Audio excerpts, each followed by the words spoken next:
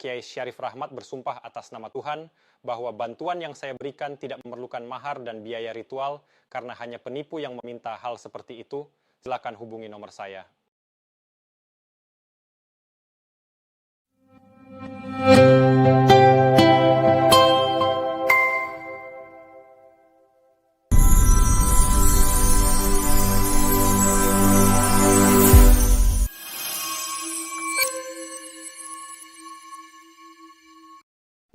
Pak Ustadz. Dari mana? Dari Magetan. Magetannya? Magetannya Sukomoro. Sukomoro. Sampai di sini bagaimana ceritanya? Ini kan itu hari saya lihat TikTok. Lepas itu ada nama Bapak Kiai Rahmat. Lepas itu dia bilang ada tulisan siap melayani, siap membantu orang susah. Dari pesugihan putih tanpa mahar, tanpa biaya apapun, Pak Ustadz gitu. Pas itu saya telepon beneran sama Pak Ustadz. Dia bilang saya suruh itu kirim foto KTP sama itu rekening. Pas itu satu badan gini. Pas itu dia ditengok. Bapak siap membantu, ini ibu ada rezeki gitu. Suruh tunggu 5 menit sampai setengah jam. Ya, lepas itu dia bilang 5 menit sampai 30 menit itu sampai 1 jam dia baru telepon. Alhamdulillah ada rezeki gitu Bapak. Tapi minta maaf Bapak belum bisa ngantar di bank. Sebab ini sudah malam, memang sudah jam 4 lebih gitu Bapak. Pas besok pagi-paginya telepon, Bapak mau berangkat ke bank BRI, mau antar dana ibu gitu. Sudah sampai bank dia video call, ada itu pegawai bank perempuan 3 orang. Pas itu dia ada itu mesin hitung duit itu, saya pun tengok dari itu, dari HP. Lepas itu dia bilang sudah ditaruh situ, saya suruh bayar 250.000 sama Bapak, tapi sama pihak bank itu suruh bayar 350. Jadi saya bayar 250 saja. Habis itu dia bilang pegawai bank, bukan Pak Kiainya, itu pegawai bank bilang, saya dari pihak bank BRI atas nama Ibu Nurlela gitu Bapak, suruh bayar buat pajak saldo 3,5 juta. Saya telepon Pak Kiai, dia bilang minta maaf Pak Kiai, saya tidak ada duit, saya cari hutangan ke sana ke sini sudah nggak ada yang percaya, utang saya sudah banyak, saya bilang gitu. Pasti suruh Pak Kiainya suruh 2,5 juta, suruh saya kirim 2,5 juta. Itu pihak bank marah-marah suruh 3,5 juta. Terus saya kasih tambah 1 juta gitu. Lepas itu dia WA, ya ibu sudah masuk dananya, saya cek dulu gitu. Lepas dia WA-nya pun masih ada. Terus dia bilang gini, kok lama sekali, kok sampai 3-4 jam nggak ada telepon. Saya telepon ke pihak bank, dia bilang ternyata suruh bayar opo gitu loh, apa gitu loh Bapak, itu 6.750.000. Saya nggak sanggup, sampai sekarang ini saya nggak mau, orang dimakan saja nggak ada kok suruh bayar 6.750.000 gitu. Saya terus tutup pintunya, hidupkan AC-nya deh. Saya terus sudah bayar lagi Bapak, nggak bisa. Terus bisanya sampai ke sini bagaimana Bu? Itu kasih alamat, tapi saya tadi ke sana nasar sampai sana Bapak. Saya itu hari bilang sama Bapak Kiainya, insya Allah saya suatu saat silaturahmi ke tempat Bapak, saya bilang gitu. Ya saya tunggu gitu. Terus dia bilang, ya kalau ternyata pihak bank itu susahnya serupa itu, nanti kalau ke tempat saya tak tahu berapapun mesti saya kasih, dia bilang gitu Pak. Iya, baik. Gini Bu, apa yang Ibu ketemukan di TikTok, Iya Bapak. di situ ada gambar saya, bahwa saya ini bisa menggandakan uang, bisa membuat uang gaib, bisa membantu. Itu bohong. Bohongnya di mana? Pertama, saya ini dosen tafsir dan hadis di perguruan tinggi ilmu Al-Quran dan di Institut Ilmu Al-Quran, juga pendidikan dasar ulama Jakarta Selatan. Ditambah beberapa tempat lah, alhamdulillah saya sampai hari ini masih mengajar tafsir dan hadis. Dan di rumah di sini Ibu lihat sendiri adalah pondok pesantren Ummul Qura, tempat anak-anak santri menghafal Quran dan lain sebagainya. Apa mungkin orang yang pekerjaannya seperti itu kok bisa berurusan dengan ilmu setan?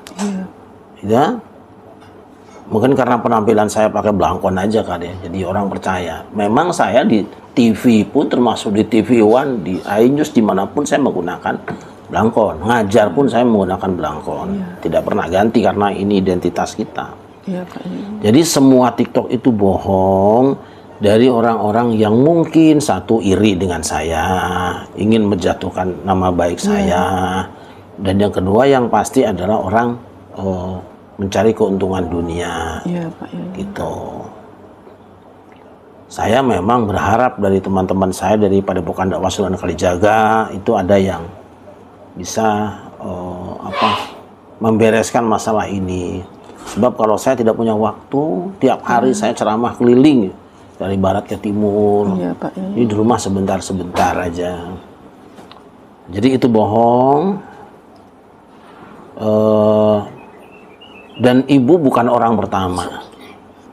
Sudah berpuluh orang, ya, berpuluh orang. Kamu di situ harusnya. Berpuluh orang datang ke sini mengadukan masalah yang sama.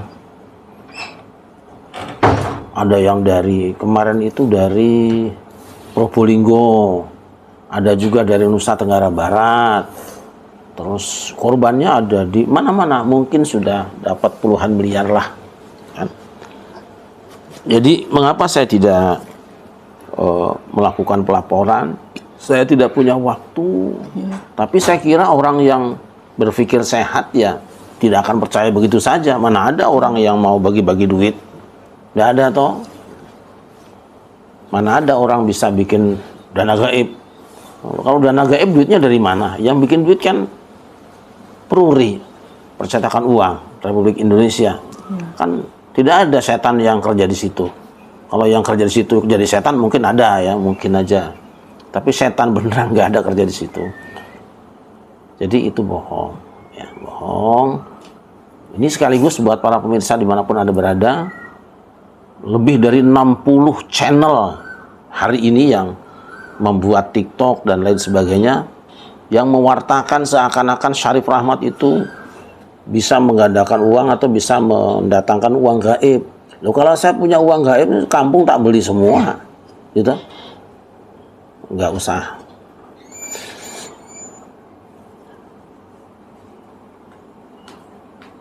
Nggak usah apa susah-susah istilahnya. Gampang. Jadi itu Bu ya. Tentu mudah-mudahanlah karena Ibu sudah berusaha, sudah berjuang, sudah bekerja, sudah tertipu, Allah ganti rezeki yang lebih banyak. Allah berikan jalan rezeki yang lebih baik dan mudah serta berkah. Nah, biaya bertemu saya ini silaturahim lah, persaudaraan. Dan dari silaturahim itu nanti rezeki datang insya Allah ya. Jadi para pemirsa, itu barangkali sudah banyak juga teman-teman yang telepon ke saya. Sudah saya jawab apa adanya. Terima kasih pada beberapa guru yang telah menjelaskan kepada masyarakat tentang fitnah ini. Fitnah ini. Saya kira itu dari saya. Bisnis Ibu apa usahanya? dagang. Dagang apa? Dagang pisang, tapi sudah ada 1 bulan nggak ada modal. Nah itu untuk apa cari uang besar-besar? Bayar utang. Utang kena tipu-tipu ginian. Loh, kalau kita jualan pisang lah, Iya di pasar, tapi maksudnya kalau jualan pisang ada untung ya buat kasih makan anak yatim itu. Tapi kalau ini kan saya pinjam-pinjam duit itu. loh enggak sekarang Tipu orang itu. anak ibu yatim, Iya 2 orang. 2 orang. Iya. Dari jualan pisang itu Iya buat kasih makan, Ya, buat cukup, sekolah, buat itu. cukup lah, itu uang minjem untuk apa? Maksudnya itu saya utang banyak itu kena tipu. Kena tipu apa? Nah tipu serupa ini. Nah, kan ibu sudah punya usaha jualan pisang, itu udah cukup buat makan. Ketika ibu ketipu itu buat uang buat apa ceritanya? Ya uang buat bayar serupa ini. Bukan, maksudnya gini, ibu bisa berhubungan dengan orang-orang yang menipu seperti itu nyari uang kan? Iya. Itu uang untuk apa? Ya namanya orang apa biar bisa bikin rumah, biar serupa kawan-kawan gitu. Lah, iya situ. Saya kan rumah Padahal kan aja. itu rumah kontrak sekarang. Bukan kontrak, dia nunut paman. Oh, tinggal di rumah paman, Iya. panjenengan itu. Ya paman kan bagus kalau beliau masih mau ditumpangin barang dengan kita kan bagus. Tapi kalau punya rumah sendiri, Ya tentu. alhamdulillah. Nah, tapi hanya memang siapa sih orangnya tidak ingin punya rumah sendiri toh, ingin punya bahagia, ingin punya harta yang cukup. Tetapi kalau cara-caranya harus rasional, harus juga insya Allah lah. Menurut saya sih anak-anak itu sabari saja di rumah paman, nanti anak-anak maju, dia bisa cari uang, nanti bisa buatkan rumah kita sebagai orang tua kan. Kalau cara-cara seperti itu kan cara-cara yang tidak syar'i dan ya tidak normal gitu kan. Jadi ibu sudah jadi korban berapa orang nih kayak ginian? 4. Yang keempat.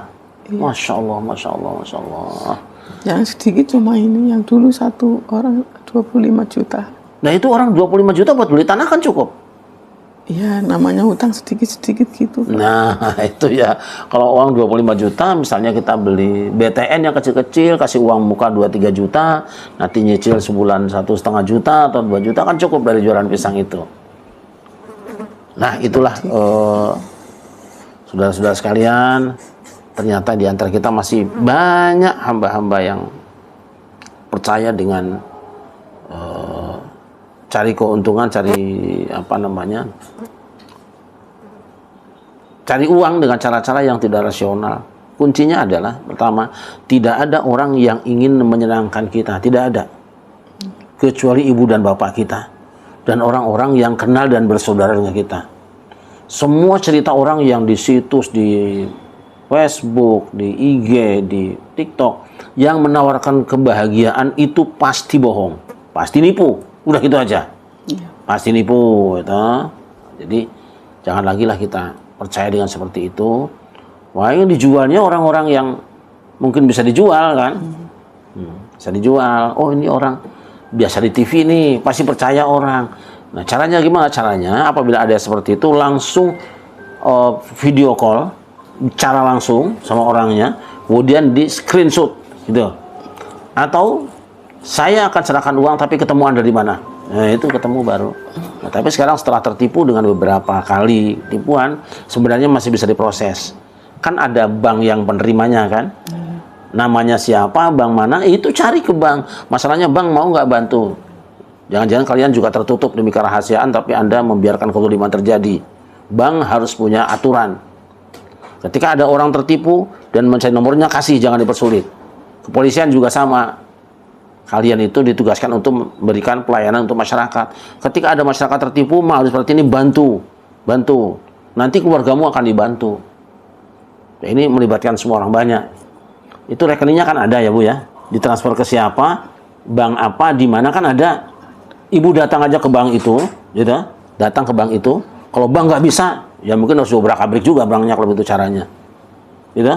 Tunjukkan, saya pertemukan dengan pemilik rekening ini. Nggak sulit kok, tapi tentu harus pakai polisi. Kalau nggak pakai polisi, bank nggak mau. Gitu, nggak mau banknya itu. Nah, kalau ternyata pakai polisi juga nggak mau lagi, ya memang negaranya sudah rusak. Ya, saya kira itu, insya Allah rezeki ibu cukup. Nggak akan kurang lagi. Tapi stop. Jangan percaya dengan situs-situs atau berita-berita yang macam-macam itulah. Ya, Pak. Orang mau kaya usaha, iya kan? Orang mau dapat uang ya bekerja. Nggak ada orang yang bagi-bagi uang, apalagi segala macam lah. Istilahnya mahar itu kan buat kawinan, masuk sama setan mahar, gitu loh. Mahar itu buat nikah. Kan? Sekira itu Ibu. Selamat datang di rumah kami. Harapan mudah-mudahan kita menjadi saudara ya. Menjadi saudara yang saling mengingatkan. Ya, terima kasih. Nanti saya punya waktu lewat sana mampir insya Allah. Insya Allah. Ya, nggak usah ngapa-ngapain, nggak usah percaya dengan berita-berita bohong. Pemirsa, saya kira saya mohon maaf buat semuanya. Mudah-mudahan ini juga bisa menjadi klarifikasi bahwa semua Warta, semua TikTok, semua apa saja berita tentang Syarif Rahmat bisa menggandakan uang atau bisa mendatangkan uang gaib itu adalah fitnah, itu bohong. Saya hanya guru ngaji Quran, saya guru ngaji tafsir, saya tukang ngaji. Jadi nggak ada hubungannya dengan itu. Mudah-mudahan ini yang terakhir, jangan ada korban-korban lagi. Sebab punyai juga banyak yang jadi korban, gitu kan. Para pengusaha-pengusaha yang sedang bermasalah pada jadi korban. Saya kira itu. Ya. Terima kasih. Assalamualaikum warahmatullahi wabarakatuh. Waalaikumsalam.